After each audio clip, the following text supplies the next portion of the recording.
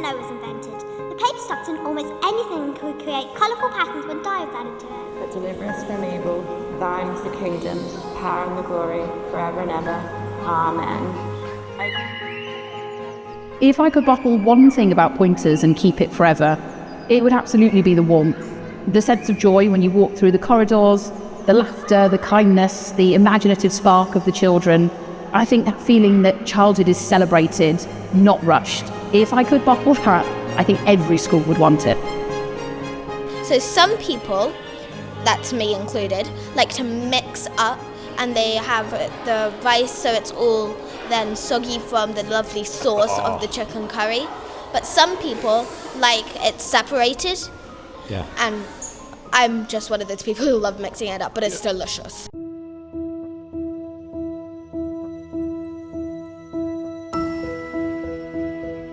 We get the balance between being a small, family-orientated school and also having access to some amazing facilities similar to those in a big school.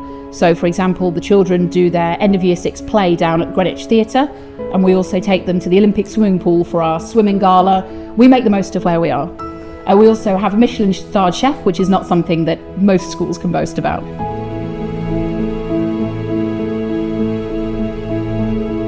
In today's episode of Welcome to Blackheath in Greenwich, I'm standing outside the Pointers School in Blackheath in London with Head Charlotte Crookes. This school has got over 75 years of history, but has a very modern outlook. And over the course of the next few minutes, we'll be walking and talking you through the classrooms, kitchen and clubs that shape every child's day here, with a few surprises along the way, from chess grandmasters to a double Michelin-starred chef. Charlotte, it's been such a pleasure meeting you. Oh, thank you for coming. Thank you so much for having us over. Just to kick things off, maybe you could tell us a little bit about the history of the school and how it came about. Yeah, so the school was originally founded in the turn of the century by a pair of sort of entrepreneurial sisters, the Pointer sisters, hence the name of the school, but not the girl band. And then it turned into a finishing school. We were originally a dance school. And in the 1950s, in 1950 in fact, we were converted into the prep school that we are today. So this year is our 75th anniversary as a school. And in 2022, we were taken over by Duke's Education, the family of schools that we're now a part of.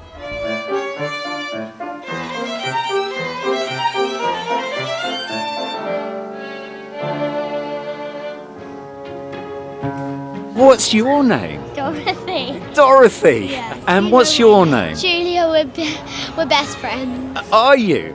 They have lots of confidence building activities in the school. They do things like accelerator groups and young enterprise, where they learn about entrepreneurship, and that really helps with stretching and keeping them engaged. They have residentials every year from year 3. I think they've just started a sleepover in year 2 even as well. So they get to learn how to spend time away from home, which is something we hadn't practiced and we're a little nervous about, but the school handled it really well, and now they look forward to those every year. And they do things like public speaking competitions, and that's very, very helpful in, again, building confidence and standing up in front of an audience. It's just normalised and it's celebrated, and yeah, they love it. We are a unique balance of pastoral care with sort of academic excellence. A lot of schools will talk about pastoral care, but I feel like we really live, sleep, eat, breathe pastoral care for the children. Everything with us comes down to the ethos that if a child isn't happy, doesn't feel known and loved at school, they're not going to do well no matter how bright they are. So we put as much time and care and attention into the pastoral care for the children as we do to their academic enrichment. The pastoral care here at Pointers really has been, for me, its sort of USP. It's such a special part of the school. For my children in particular, my elder son went through a period of feeling a little bit more nervous when he was a little bit younger. He was feeling maybe a little bit shyer about playing with friends.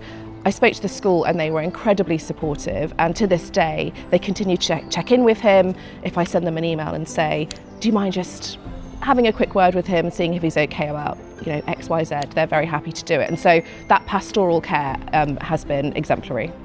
We talk about the family atmosphere at Pointers and every child being an individual. I want them to be greeted by name by, the lovely ladies in this office the first moment they come through the door. And, that's part of giving them the confidence to come to these people with their problems. The office are the people you come to if you've got a headache, if you need a plaster, if you want a biscuit. You need to know that there's that kind of personal relationship. I pride myself on knowing the children by their names. You know every children's name, I think. Yes. And I try. every parent by voice. Yeah. when they ring up, you know who they are. That's incredible. They know everything about all of these kids. These people are the heart of our school. Lately, I live in England. I need to get something that you will love to see in my backpack. Oh, go on then. And is that a lady dog or a gentleman dog? It's a lady dog, and her name is called Dottie. Dottie, that is a lovely name. When we came here to meet Mrs. Crookes, really did it for us, because we just saw how lovely all the children looked and how friendly and polite everybody was, and yeah, it was an easy decision. First day at school. What a wonderful day in the school calendar. It is. It's exciting and also for the children a little bit scary, so we want to make it something that they'll remember. And exciting for you, this is your kids' first day at school as well. It is, so I'm going through it as a parent for the first time myself, that kind of mixture of excitement and terror that you feel. I do remember that first day in the school playground. Yeah. It was, oh, will anyone talk to me? We joined in reception. My daughter was worried that everybody would already know each other, and she was upset. But the reception teacher scooped her up, carried her inside, and never looked back, basically. At the end of the day, I picked her up and she was full of smiles, and she had a classroom full of new friends, so she was very happy. We actually assess children's wellbeing in the same way that we do their academic attainment. So every term, in the same way as we're assessing children's progress academically, we do a pastoral assessment with the children that measures their resilience, it measures how happy they are, how well they're coping, and where we can see we've got children who are struggling a bit from that, then we step in to intervene. In math class, I was finding the subject we were doing quite hard. I think it was multiplying fractions. Oh yeah. And I was struggling quite a bit. And at first I was scared to ask the teacher for help because it seemed like everyone else really knew what they were doing and they seemed quite fine.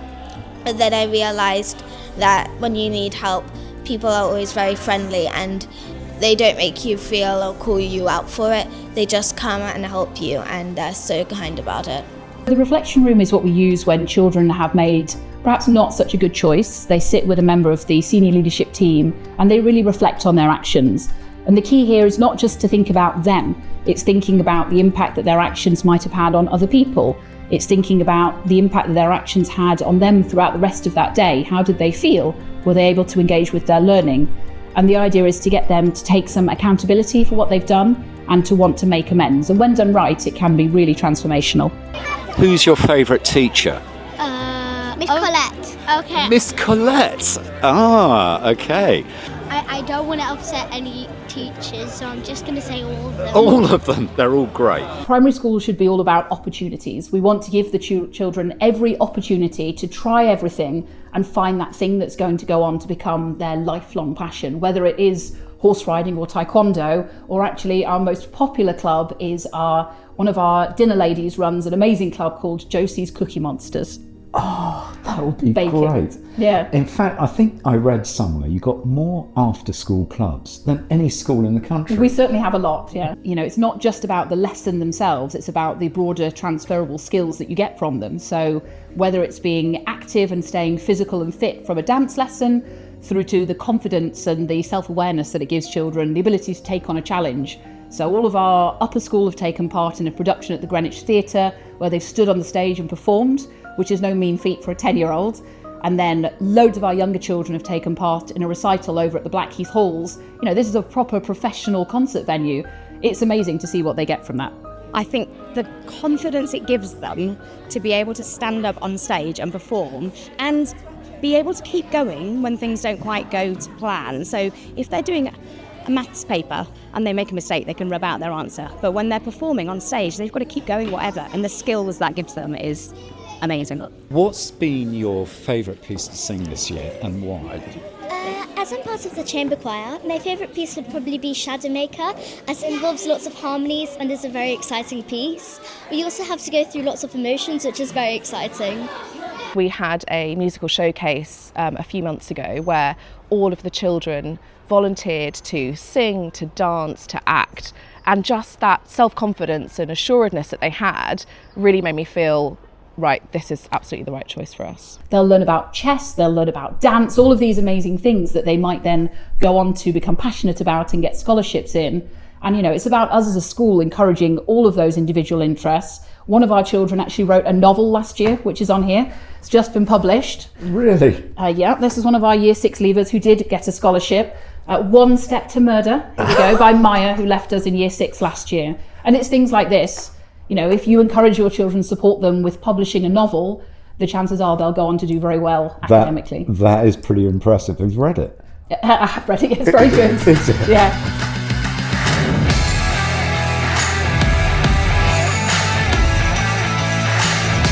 I think it's going to be very exciting at the top. Maybe a bit scary going up and down it. And when I get up there, I'll be like, how do I play chess again?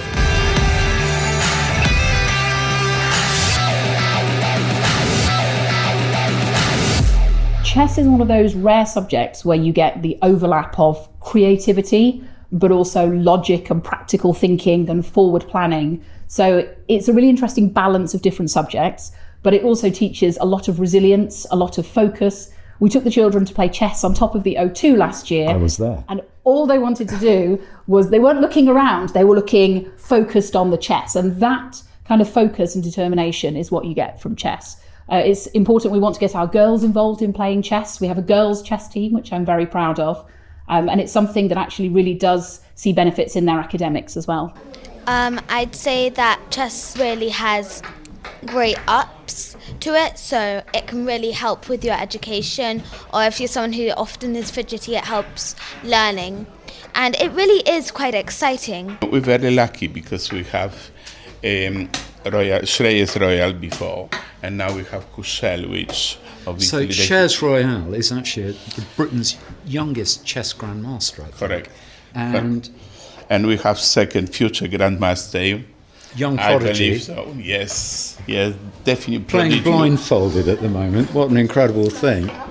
In my head, I have this board, so I see where all the pieces are. And I remember, say, all the 30 moves, and then I just know what move to play next. My great-granddad was a grandmaster. And 3 times champion of Yugoslavia, I think. Yep. You know, often schools, particularly primary schools, get very focused on maths and English, but actually the workplace is changing. You know, we need to send them off to secondary school equipped with financial literacy, with the ability to hold a conversation, the ability to forward plan and strategize, teamwork, all of that. It's an amazing opportunity for them. When I first joined Young Enterprise, I had no idea what kind of exciting things we'd be doing, and I had no idea how to make money, because I knew that we were going to make it, but I didn't know how. But then when we did our first sale, it all came together and it was super fun, and I'll remember it for a long time. Towards the end of my high school, I was the chairman of the Young Enterprise, and it's a very formative moment of my own school that I remember very fondly, influenced me to go into business, and it was something that I thought would be great to share with the children of the Pointer School. You know, children these days, they're very familiar with brands and business, so they're excited to get involved and learn a little bit more about it. It's a key part of our financial literacy program is teaching children about business, about managing money, about risk. You know, as I said before, they might make money, they might lose money, and it's a safe place for them to explore that, but also to be able to have some real life experience with it, and hopefully it carries them forward into their secondary schools and beyond. I've been helping out with people on marketing. I designed the new logo. That was you? I think the biggest challenge that we had to sort out in a team was the second-hand uniform sale, because there wasn't that many sizes, so it was very difficult. A few years ago, we worked out that children actually spend more time eating school lunches than they do in geography or in history lessons. So we thought we should be spending as much time thinking about the school lunches as we do the geography and the history lessons. So, you know, we want the children to have a really healthy plate of food that they're going to love and that is going to fuel them for the afternoon, that they can take back to their classrooms so they can have an uninterrupted afternoon of learning. I've been so looking forward to meeting you and seeing what you're going to be knocking up for us today. Yes. So, a few questions.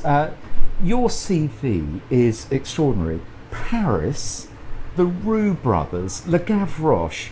I've done the, Michelin-starred and the private members club and so on. 2 Michelin stars, I think. Yes, it was. Yes. In Le Gavroche, I was the head chef over there for nearly 8 years. But what was it like working with Roux brothers?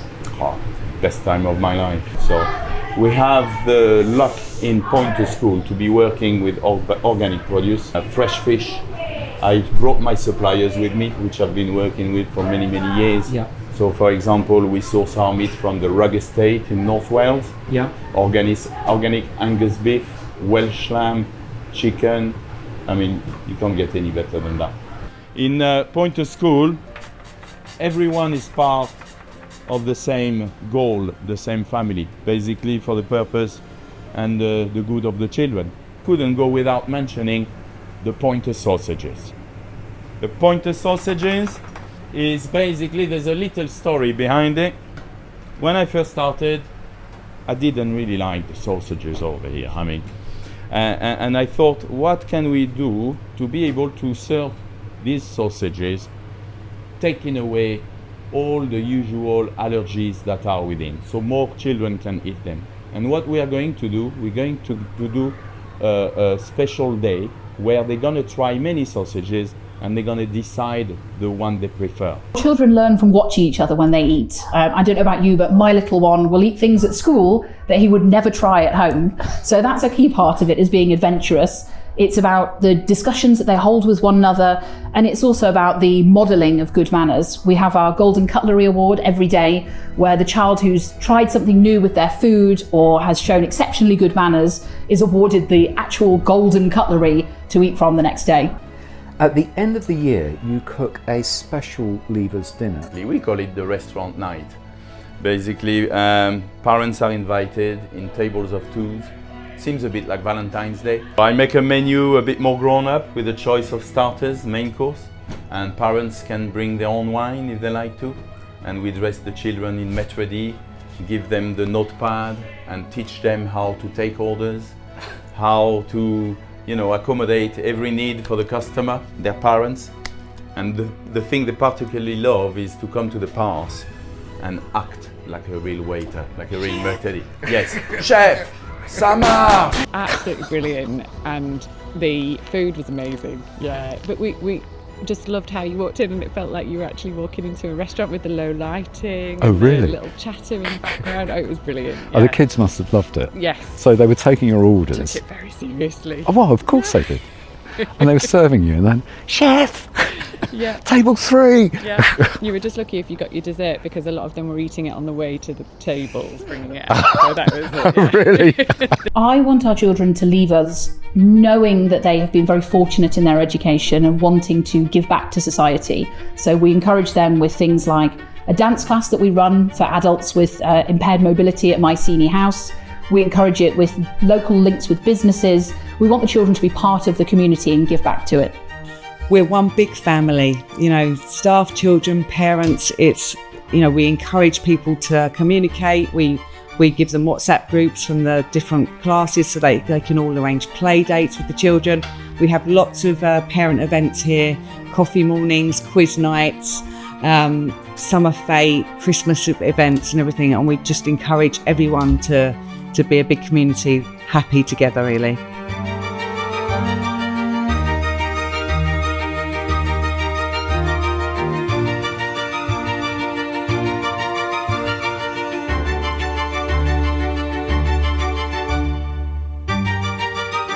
Describe our children as self-confident and generous in spirit. So what that means is they're articulate, they're able to stand up for themselves, they really know who they are as a person, but they're also kind and they're aware of how lucky they are. I think children in an independent school are incredibly lucky to be in this environment, and I want them to leave us not feeling guilty about that, but feeling aware of what a privilege they've had and wanting to give back to society.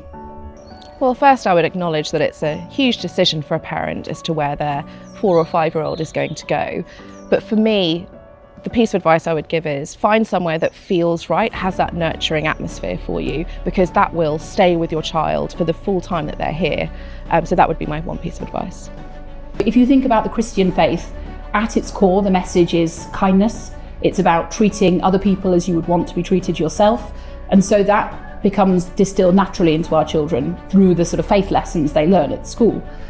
We've got families from all of the major world religions and also from none, and all are accepted and welcomed. The same kind of core values underpin all those world religions. In the same way, we have families from every single major continent in the world except Antarctica. Except Antarctica. If anyone is from Antarctica, please come. Automatic entry. And so, you know, it's about knowing our families, welcoming them into the school to share their traditions and celebrating them within the school. How does gathering here in the mornings help shape the community back at the school? It allows the children to see kind of the progression through our school, so they're able to see older children being awarded and they can almost picture themselves in that position, so it gives them a really nice idea of what they can look forward to and the things that they can work towards and achieve within our school.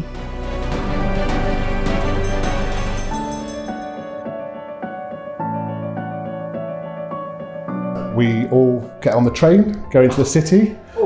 We have a business lunch, which last time was at Wagamama's, which they chose and they pay for out of the profits. And then we all go on to our headquarters at Duke's House, where we meet in the founders' boardroom, and the children all present what they've learnt. Usually someone from the senior leadership team of Duke's, a finance director or CEO, comes to receive their presentation. And it's the point at which the kind of culmination of the year and a reward for all their hard work.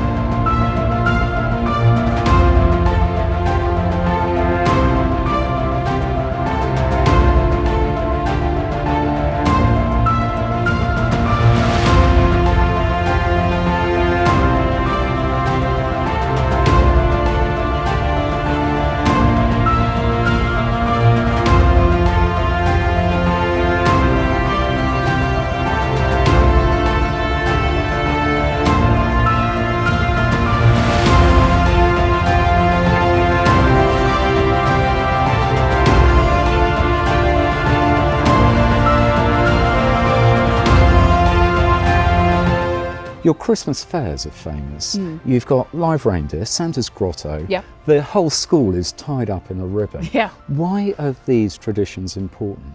Well, I think it's because education here at Pointers is much broader than just the lessons. What we're trying to do is build a community with our families. That's really important to our ethos here. So, you know, these things become part of the year. They're part of the calendar that children and their families really look forward to.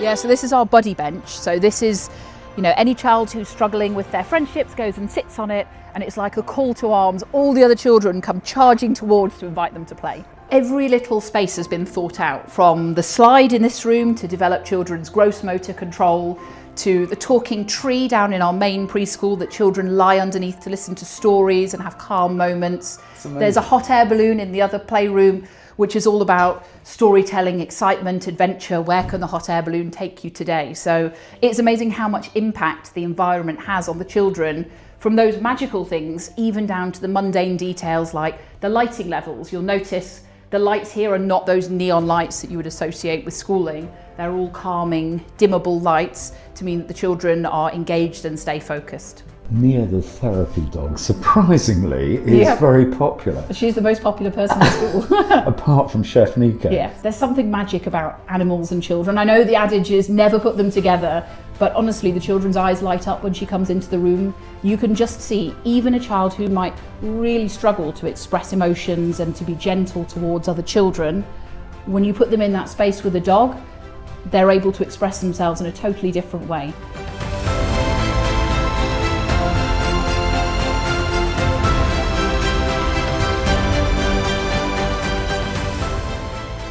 We're a non-selective school, which means that we have children of all different abilities. So inclusion isn't just something that we talk about, it's something that we do day to day with our children. It means putting in place the right support for any children with diagnosed additional learning needs. It means teachers and teaching assistants who really know the children and can tailor the learning to their individual needs. And it also means representing all of our families and all of their cultures and communities with our curriculum, with our resources, with our menus, with everything that we're doing at school.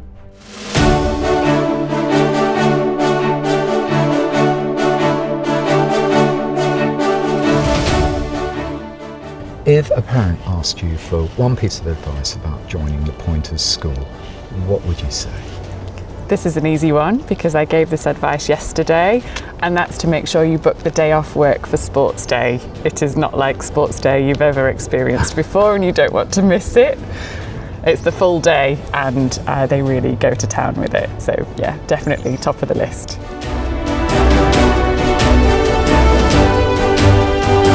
Chef Nico, thank you so much. Oh, what a privilege that's been. Did you enjoy that? You're still eating. It was my best meal of your life. Thank you so much. This was a very nice vegan dish indeed. Thank you so much. much. It's been an absolute pleasure. Pleasure was all mine.